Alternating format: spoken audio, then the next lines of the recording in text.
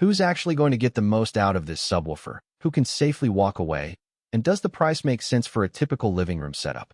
If you're on the fence about whether a sleek, wall-mounted bass unit is worth the extra dollars, you're not alone. Link is in the description if you want to check the product details on Amazon. When you start hunting for a subwoofer, the first thing that trips most people up is the sheer variety of options.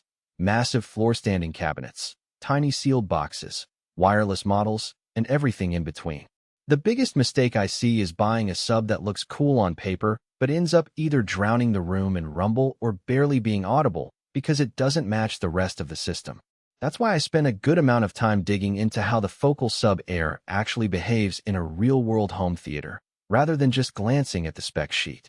Focal is a name most home theater enthusiasts recognize for its speaker fidelity, and the Sub Air carries that pedigree into the bass department. The unit is essentially an 8-inch driver built into a flat, high-gloss enclosure that you can mount directly on a wall.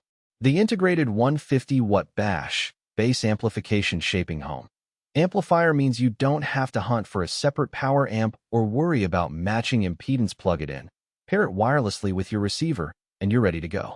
That convenience is a real time saver, especially if you're dealing with limited floor space or hate the visual clutter of a traditional subwoofer sitting on a rug.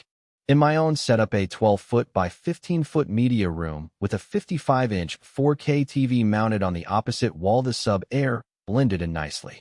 Because it's only about 6 inches deep and can be recessed into a stud cavity, I didn't have to sacrifice any seating area.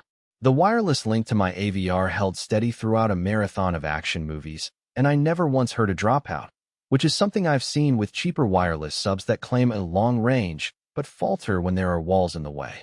Now let's talk about the sound. The 8-inch driver hits its -6 dB point around 35 Hz. For most movie soundtracks, that's plenty to feel the low end of explosions, car chases, and rumbling earthquakes without the bass becoming an overbearing boomy wall shake. In a dialogue-heavy film, the sub stays out of the way, letting the main speakers handle the mids and highs. The result feels balanced. You get that visceral impact without the room sounding like a subwoofer-filled club. If your primary use case is watching movies, TV shows, or casual gaming, the Sub Air delivers exactly what you need. There are, however, scenarios where the same design might feel limiting. Audiophiles who listen to bass-heavy music genres, think EDM, hip-hop, or orchestral works that dip into the sub-20 Hz realm, might notice that the 35 Hz cutoff leaves a little something to be desired. A larger driver, say 12 inches, paired with a more powerful amp would push deeper, tighter lows that you can physically feel in the chest. In a big open-plan living room, the 150-watt amp can start to look modest. You may need to add a second sub for even coverage, which defeats the purpose of the space-saving design. Another practical point is the wireless range. The Sub Air's spec sheet mentions a wireless range, but in practice, the reliable distance seems to hover around 20 feet with minimal interference. If your receiver lives in a separate cabinet or you plan to place the sub in a far corner of a sprawling house, you might need a Wi-Fi extender or consider a wired connection, which the unit does support, but isn't the default use case most buyers expect. So who should definitely consider the Focal Sub Air? First, anyone building a sleek home theater in a medium-sized room who values aesthetics as much as sound. If you're already invested in Focal or other high-end main speakers and want a sub that won't clash visually, the flat, wall-mountable format is a win. Second, renters or folks who can't commit to a large floor-standing sub will appreciate the minimal footprint and the fact that the unit can be taken down without drilling large holes.